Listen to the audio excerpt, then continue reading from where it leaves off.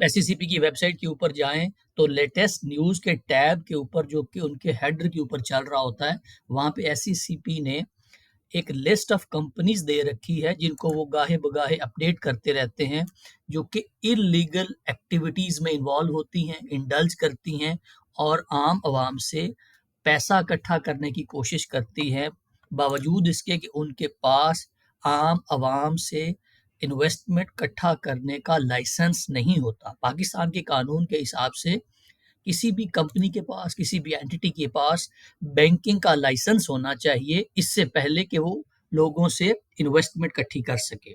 तो इस लिस्ट को एससीसीपी गाहे बगाहे जैसे अर्ज किया अपडेट करता रहता है।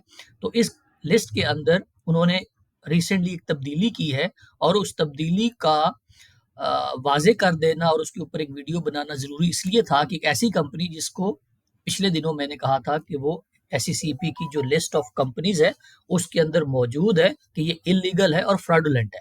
तो 7 सितंबर को ये लिस्ट अपडेट की गई है और इसमें से जो कंपनी है इकोनेक्स सेल्स एंड मार्केटिंग, उसका नाम रिमूव कर दिया गया है। तो ये एक बहुत बड़ी डेवलपमेंट है, कंसिडरिंग कि एक ऐसी कंपनी जिसके बारे में मैं पहले बता चुका था कि वो एससीसीपी की जो लिस्ट ऑफ फ्रॉडुलेंट कंपनीज है उसके अंदर मौजूद है। तो एससीसीपी ने 7 सितंबर को इस कंपनी को इस फ्रॉडुलेंट कंपनीज की लिस्ट से रिमूव कर दिया है। तो एक जो मेरे जहन में सवाल पैदा हुआ वो मैंने उनसे जाके पूछा। एससीसीपी का एक सर्विस डेस्क है, अगर आपका कोई सवाल हो किसी कंपनी के बारे में, आप इंफॉर्मेशन लेना चाहें तो आप इस सर्विस डेस्क के ऊपर जाके सवाल पूछ सकते हैं और उसके ऊपर उनका कोई रिप्रेजेंटेटिव आपके सवाल का आपको जवाब भी देगा। तो आप में से भी अगर किसी बंदे का किसी कंपनी के बारे में कोई सवाल हो तो बजाय इसके कि आप लोगों से बात सुने और पूछें सकते हैं। तो मैंने उनसे ये सवाल पूछा था कि एससीसीपी ने चूंकि फ्रॉडलेंट कंपनीज की लिस्ट को अपडेट किया है और इक्विनेक्स को उसमें से निकाल दिया है तो उसकी वजह क्या है। तो उनका जो जवाब मिला है मुझे तकरीबन 28 को, मतलब कल उन्होंने इसका जवाब पोस्ट किया है, उससे 2 दिन पहले मैंने ये ईमेल उनको की थी और इसी सर्वे डेस्क के ऊपर जाके मैंने लॉग इन करके क्वेरी जनरेट की थी।